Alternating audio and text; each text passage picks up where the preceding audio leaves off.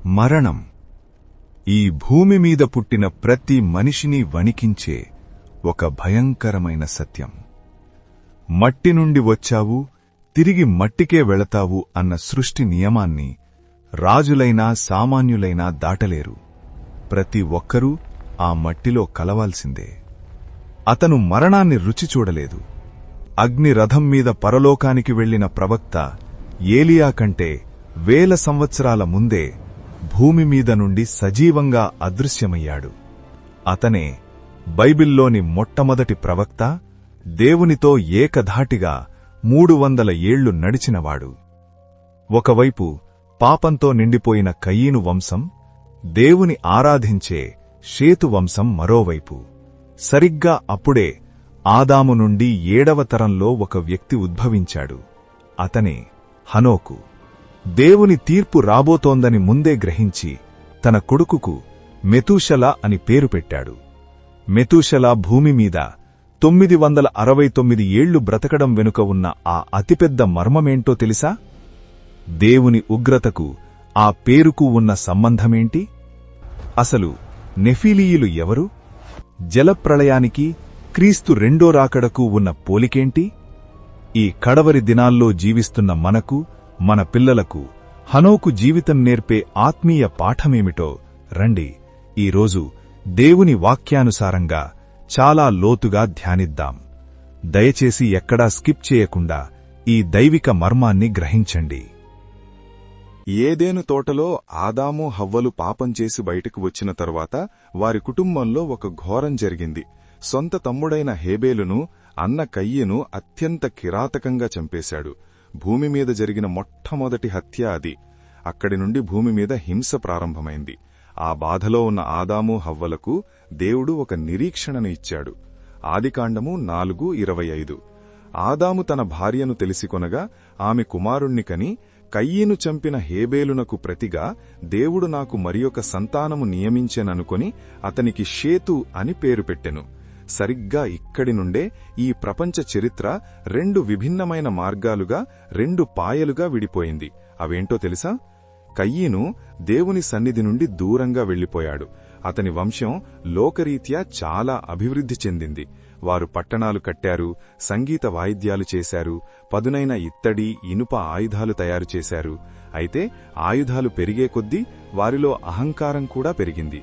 కయ్యను వంశంలో 7వ వాడైన లెమెకు గురించి విన్నారా? ఇతడు పాపాన్ని సమర్థించుకున్న మొట్టమొదటి వ్యక్తి. నన్ను గాయపరిచినందుకు ఒక మనుష్యుణ్ణి చంపితిని.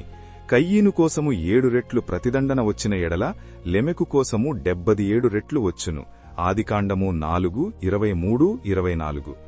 కయ్యను చేసిన పాపానికి దేవుడు శిక్ష విధిస్తాడేమోనని భయపడితే, లెమెకు మాత్రం తన హింసను తానే గొప్పగా చాటుకున్నాడు.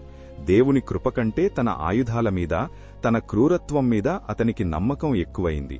హేబేలుకు ప్రతిగా దేవుడు ఆదాముకు షేతును ఇచ్చాడు. షేతునకు ఎనోషును కుమారుడు పుట్టెను. అప్పుడు యెహోవా నామమున ప్రార్థన చేయుట ఆరంభమైనది. షేతు వంశస్థులు ఆయుధాలు పట్టలేదు, ఆస్తులు కూడబెట్టలేదు. వారు మోకరించి ప్రార్థించడం నేర్చుకున్నారు.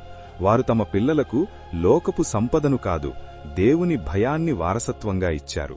ఈ వంశంలోనే దేవునితో నడిచిన హనోకు, నీతిమంతుడైన నోవహు జన్మించారు.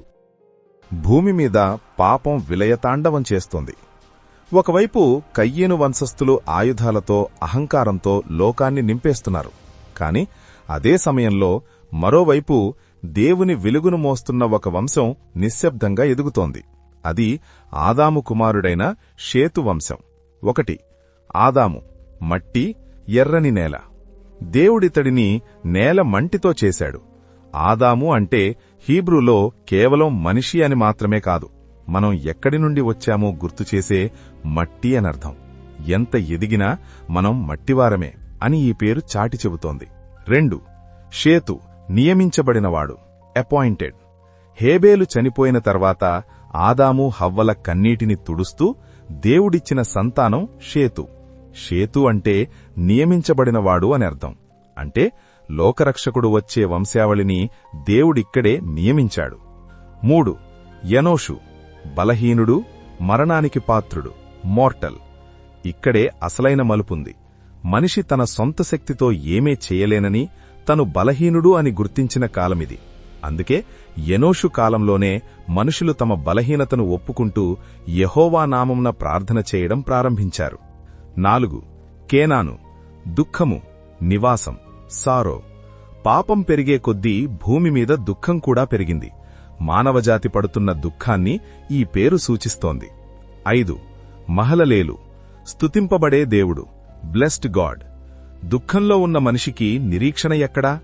మహలలేలు అంటే స్తుతింపబడే దేవుడు అనర్థం. అంటే కష్టాల్లో ఉన్నా మనం దేవుణ్ణి స్తుతించడం ఆపకూడదని ఈ తరం మనకు నేర్పిస్తోంది. 7. ఎరదు. దిగివచ్చుట, షల్ కమ్ డౌన్. ఈ పేరు ఒక గొప్ప ప్రవచనం. ఎరదు అంటే దిగివచ్చుట అని అర్థం. కొందరు దీన్ని దేవుని కృప భూమి మీదకు దిగిరావడానికి సూచనగా భావిస్తారు. హనోకు. ఈనాక్. ప్రతిష్ఠించబడినవాడు, నేర్చుకున్నవాడు. ఎరదుకు 162 సంవత్సరాల వయసులో హనోకు జన్మించాడు. వరుసక్రమంలో 7వ. బైబిల్ గ్రంథంలో 7 అనగా పరిపూర్ణతకు సాదృశ్యం. హనోకు అంటే దేవుని కోసం ప్రతిష్ఠించబడినవాడు అని అర్థం.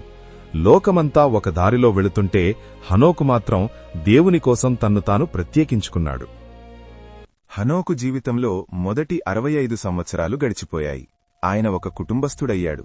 ఆయన 65వ ఏట మెతూషెలా జన్మించాడు. బైబిల్లో ఆదికాండము 5:22 ప్రకారం మెతూషెలా జన్మించిన తర్వాతే హనోకు దేవునితో నడవడం ప్రారంభించాడు. మెతూషెలా అంటే అతడు మరణించినప్పుడు అది పంపబడుతుంది అని అర్థం. తన కుమారుడికి ఆ పేరు పెట్టడం ద్వారా లోకం మీదికి రాబోయే జలప్రళయం గురించి దేవుడు హనోకుకు ముందే బయలుపరిచాడని అర్థమవుతోంది. ఆ భక్తితోనే ఆయన తన జీవితాన్ని మార్చుకున్నాడు. మెతూషెలా పుట్టిన తర్వాత హనోకు 300 ఏళ్లు దేవునితో నడిచాడు. ఇది కేవలం ఒకరోజు లేదా ఒక ఆదివారం భక్తి కాదు, ఇది 3 శతాబ్దాల నిరంతర అనుబంధం. హనోకు ఒక సన్యాసిలా అడవుల్లోకి వెళ్లిపోలేదు. ఆయనకు కుమారులు, కుమార్తెలు ఉన్నారు. సంసార బాధ్యతలు నిర్వహిస్తూనే, కుటుంబం మధ్య ఉంటూనే ఆయన దేవునితో నడిచాడు. భక్తి అనేది బాధ్యతల నుండి పారిపోవడం కాదు, బాధ్యతల్లో దేవునిని ఉంచుకోవడమని హనోకు నిరూపించాడు. నడవడమంటే ఏమిటి? హీబ్రూ భాషలో నడవడమంటే ఒకరితో ఒకరు ఏకీభవించి ప్రయాణించడం. ఆమోసు 3:3 ప్రకారం ఇద్దరూ ఏకీభవించకుండా కలిసి నడవలేరు. అంటే హనోకు ఆలోచనలు, నిర్ణయాలు, ఇష్టాయిష్టాలు అన్నీ దేవుని చిత్తంతో ఏకీభవించాయి. లోకమంతా దేవునికి వ్యతిరేకంగా వెళుతున్నా హనోకు మాత్రం దేవుని వైపు తిరిగి అడుగులు వేశాడు. హనోకు కేవలం భక్తుడు మాత్రమే కాదు, ఒక శక్తివంతమైన ప్రవక్త కూడా. ఆయన తన కాలంలోని భక్తిహీనులను హెచ్చరించాడు. యూదా పత్రిక 1:14-15లో, ఇదిగో అందరికినీ తీర్పు తీర్చుటకును వారిలో భక్తిహీనులందరునూ భక్తిహీనముగా చేసిన వారి భక్తిహీన క్రియలన్నిటినీ గూర్చియు, భక్తిహీనులైన పాపులు తనకు విరోధముగా చెప్పిన కఠినమైన మాటలన్నిటినీ గూర్చియు వారిని ఒప్పించుటకును ప్రభువు తన వేవేల పరిశుద్ధుల పరివారముతో వచ్చెను. ఆ కాలంలోనే ఆయన యేసుక్రీస్తు రెండో రాకడ గురించి ప్రవచించడం విశేషం. హనోకు జీవితం ఒక అద్భుతంతో ముగించింది. ఆయనకు 365 సంవత్సరాలు నిండినప్పుడు ఆయన మరణించలేదు. ఆదికాండము 5:24 ప్రకారం హనోకు దేవునితో నడిచిన తర్వాత దేవుడతనిని తీసుకొని పోయెను గనుక అతడు లేకపోయెను. హెబ్రీయులకు 11:5లో విశ్వాసమును బట్టి హనోకు మరణము చూడకుండునట్లు కొనిపోబడ్డాడు. అతడు కొనిపోబడక మునుపు దేవునికి ఇష్టుడయ్యుండెనని సాక్ష్యం పొందాడు. కాగా దేవుడతనిని కొనిపోయెను గనుక అతడు కనబడలేదు. హనోకు దేవునితో నడిచి ఆరోహణమై వెళ్లిపోయిన తర్వాత ఆ ఖాళీని నింపడానికి ఎవరూ లేరు. లోకం జలప్రళయానికి అంటే నాశనానికి వేగంగా అడుగులు వేస్తోంది. హనోకు కొడుకు మెతూషెలా భూమి మీద 969 ఏళ్లు జీవించాడు. ఇది కేవలం అతని ఆయుష్ కాదు, ఇది దేవుని దీర్ఘశాంతం. మెతూషెల బ్రతికి ఉన్న ప్రతిరోజు ప్రజలకు ఒక హెచ్చరిక, మారుమనసు పొందండి, తీర్పు రాబోతోంది అని. కాని ప్రజలు హనోకు చెప్పిన మాటలను మర్చిపోయారు. మెతూషెల 187 ఏళ్ల వయసులో లెమేకును కన్నాడు. లెమేకు 182 ఏళ్ల వయసులో నోవహును కన్నాడు. నోవహు పుట్టినప్పుడు అతని తండ్రి లెమేకు ఇలా అన్నాడు, భూమిని దేవుడు శపించినందువల్ల మనకు కలిగిన కష్టము నుండి ఇతడు మనకు నెమ్మది కలుగజేస్తాడు. ఆదికాండము 5:29. నోవహుకు 600 ఏళ్లు ఉన్నప్పుడు భూమిపైకి జలప్రళయం వచ్చింది. ఆదికాండము 7:6. ఇప్పుడు ఈ సంఖ్యలను కలిపితే 187 లెమేకు జననం ప్లస్ 182 నోవహు జననం ప్లస్ 600 జలప్రళయం = 969 ఏళ్లు. మెతూషెల భూమి మీద అత్యధిక కాలం బ్రతకడం వెనుక ఉన్న దేవుని వ్యూహం ఇదే. 969 ఏళ్లు అనేది మానవ చరిత్రలో దేవుడు పాపుల కోసం చూపిన అతిపెద్ద వేచి చూసే సమయం, గ్రేస్ పీరియడ్. ఆ 969 కాలంలో ఏం జరిగింది? మరి ఈ సుదీర్ఘకాలంలో భూమి మీదసలు ఏం జరుగుతోంది? మనుషులు భూమిపై విస్తరిస్తున్న కాలమది. అప్పుడు దేవుని కుమారులు కొన్ని ప్రాచీన గ్రంథాల్లో వీరినే వాచర్స్ లేదా దేవదూతలు అని పిలుస్తారు. నరుల కుమార్తెల సౌందర్యానికి ఆకర్షితులయ్యారు. పరలోకంలో తమ స్థానాన్ని విడిచిపెట్టి కిందకు వచ్చి తమకు నచ్చిన స్త్రీలను భార్యలుగా చేసుకున్నారు. ఆదికాండము 6:1-2. ఈ దేవదూతలకు సాధారణ మనుషులకు పుట్టిన సంతానమే నెఫీలీయులు. వీరు సామాన్యులు కారు, అసాధారణమైన బలం కలిగినవారు, భయంకరులు మరియు ప్రాచీన కాలంలో పేరు పొందిన మహాశూరులు. వీరి రాకతో భూమి చరిత్ర పూర్తిగా మారిపోయింది. ఈ వింత కలయిక తర్వాత దుష్టత్వం పతాక స్థాయికి చేరింది. మనుషుల ఆలోచనలన్నీ ఎల్లప్పుడూ కీడుచేసేవిగానే మారిపోయాయి. ఎక్కడ చూసినా రక్తపాతం, భూమి మొత్తం బలాత్కారంతో, వయలెన్స్ తో నిండిపోయి దేవుని దృష్టికి పూర్తిగా చెడిపోయింది. ఇంత ఘోరం జరిగిన తరువాత దేవుడు మౌనంగా ఉంటాడా? లేనేలేడు.